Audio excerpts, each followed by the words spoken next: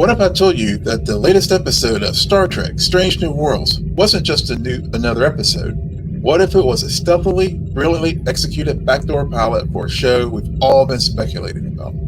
Captain Kirk's First Command. While Sehlat, who ate his tail, was a thrilling adventure, I'm going to argue it was something way more ambitious. It felt like a proof of concept. Greetings, Trekkers, Trekkies, Blerds, and Nerds. I'm Will, and on this episode of Senior Nerd Presents Blerd Trek, I'm going to break down the evidence and show you how this single episode of television might have covertly launched a new Kirk series right under our noses. Spoilers ahead, and let's get to it. Now, before we really get going, what is a backdoor pilot? It's a clever television strategy where an episode of a popular show is used to introduce the characters, setting, and vibe of a potential new spinoff.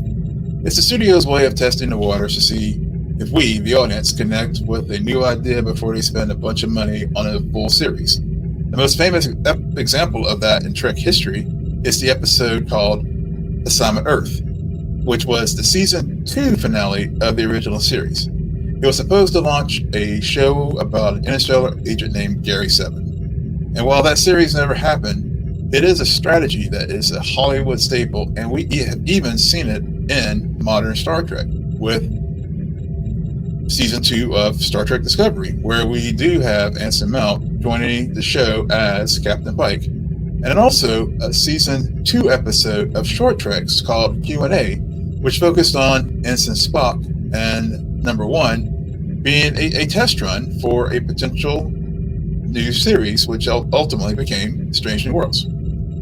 And I think what we just saw in Star Trek Strange New Worlds, Season 3, Episode 6, The Sehlat Who Ate His Tail, it is a modern, masterful, wonderful execution of this very concept. To me, the evidence is overwhelming. It feels like this episode was meticulously crafted, not only just to tell a great story, but to lay the entire foundation for a series that fans and producers alike have been buzzing about for years.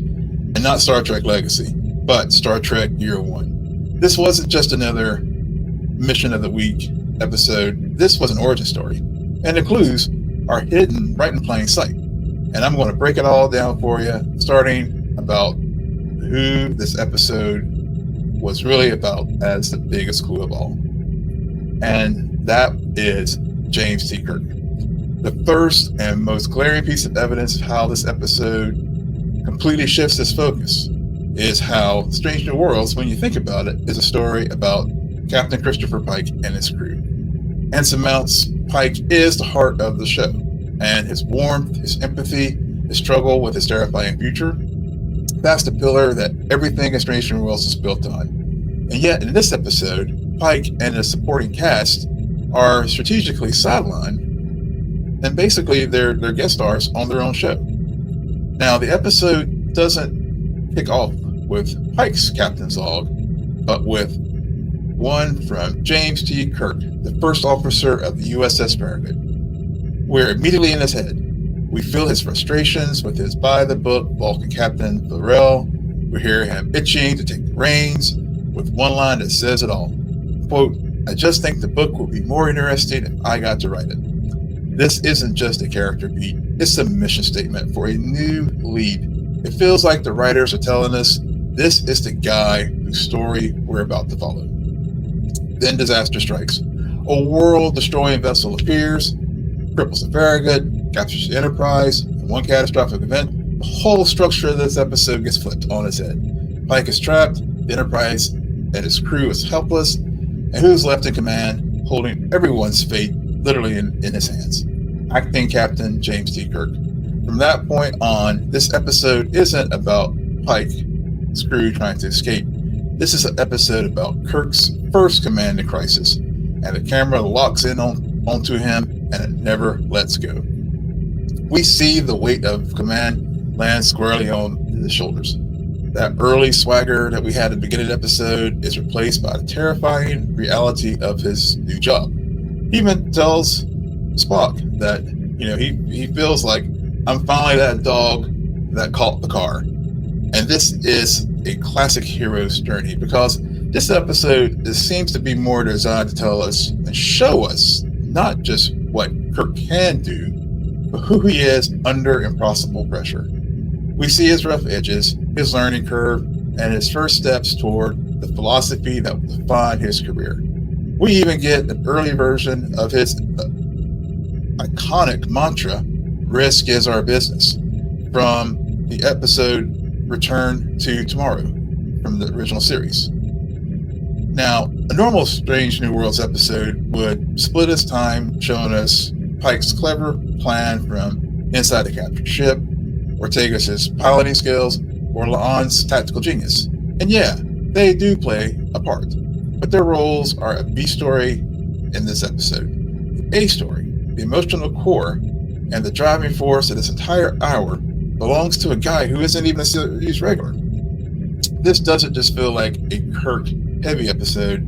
It feels like an episode using the Strange New Worlds framework as a launching pad for Kirk's own show. It's a bold, and it feels like a deliberate passing of the torch. A narrative choice so bold, it can only be read as a pilot in disguise. Speaking of bold choices, if you like what you're hearing so far, give that like button a hit. And if you're so inclined, hit this subscribe as well. And make sure you hit that notification bell. Now, let's get back to my second piece of evidence, which is the second huge piece of evidence isn't just a focus on Kirk, but the deliberate assembly of its future crew. Now, a good backdoor pilot just doesn't need a compelling lead. It also needs to introduce the core cast and show us, the audience, their chemistry. Now, the Sehlat who ate his tail does this with surgical precision. When the Farragut is damaged, who just happens to beam over to the Enterprise away team, as far as the away team to the Farragut?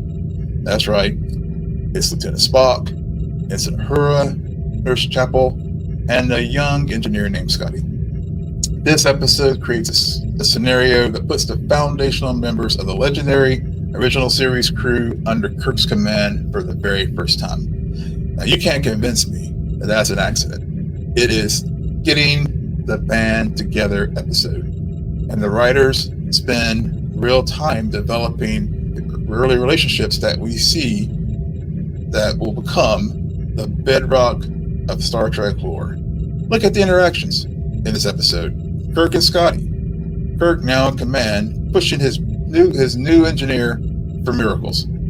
Scotty, brilliant, flustered, delivers that, laying the groundwork for the entire miracle worker dynamic that we're so used to seeing in Star Trek lore. Then there's Kirk and Spock. This episode gives us the first true taste of their legendary partnership.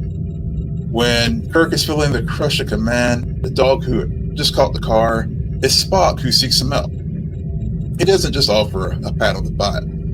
He offers the Vulcan parable, the Sehlat who ate his tail, a story about an animal consuming itself. It's a moment of deep, logical, and profoundly supportive friendship. It's really that first time we've seen Kirk and Spock providing that intellectual and emotional balance between that Kirk has always relied on. This episode even has a 3D chess game that's featured, where Captain Kirk talks about the games that he played with the Farragut captain, which is a clear echo of the game he later played with Spock. It almost feels like, in addition to fan service, let's just call it for what it is, but it also is a little wink from the writer saying, yep, this is where it all begins.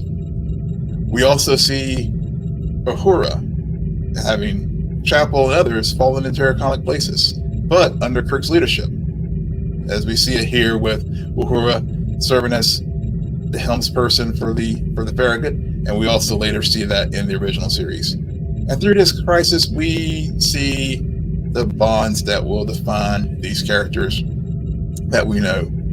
And when you think about it, a standard episode of Strange New Worlds has no reason to show us why and how Scotty works in the Kirk, or to spend precious minutes on the buddy philosophy between Kirk and Spock.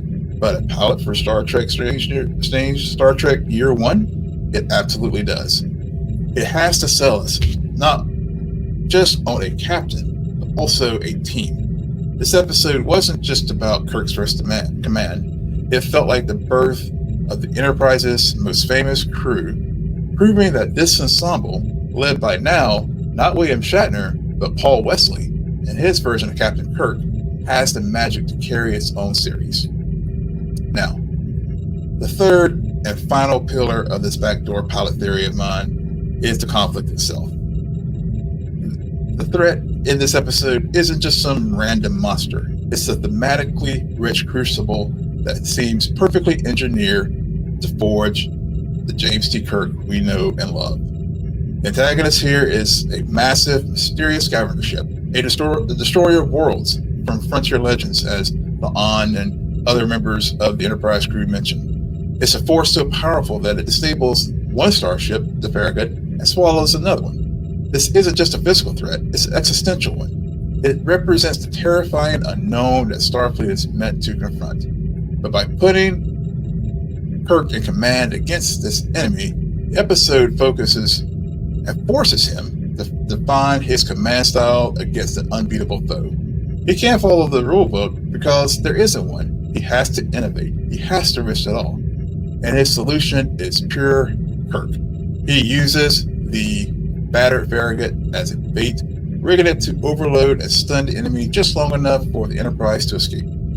It's a high-stakes gamble that works, but it comes at a cost. And this is the very essence of a Kirk command decision. A bold, intuitive maneuver that snatches victory from the jaws of defeat. It's the perfect origin story for his entire command philosophy. But then the episode does add the classic Star Trek moral twist, which is vital for a pilot.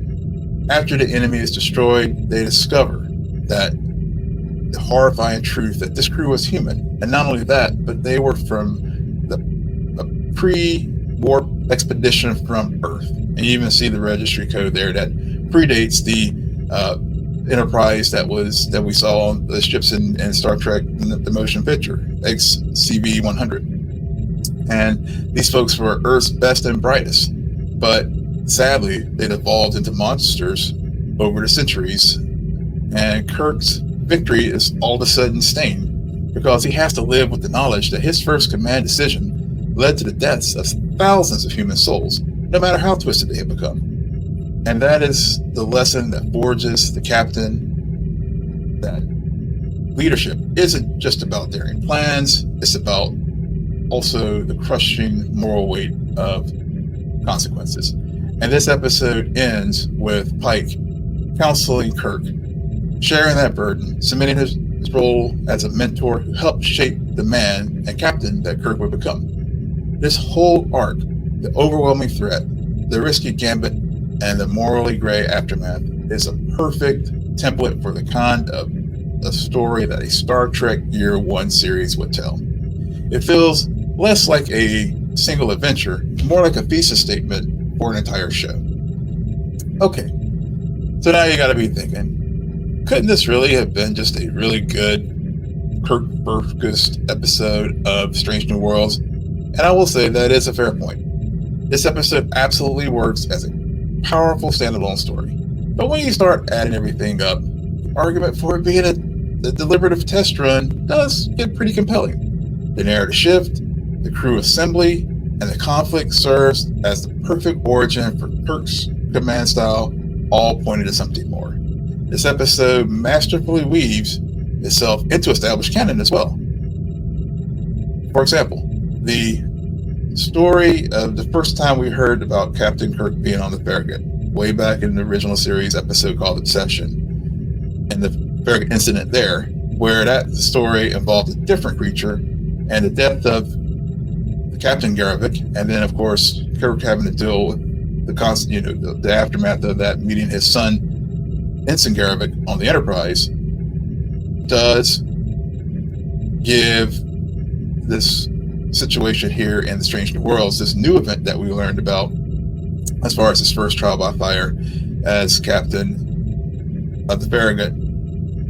It gives deeper layer to his prime timeline experience, and it shapes his leadership long before he takes command of the Enterprise. And it gives us and the showrunners the opportunity to really go deeper into what they've talked about, which shows that they've been wanting to do a Star Trek Year One series, potentially, that would bridge the gap between Strange New Worlds and the original series. And so when you see this episode this week, it's hard to see it anything else than a very powerful pitch to the studio.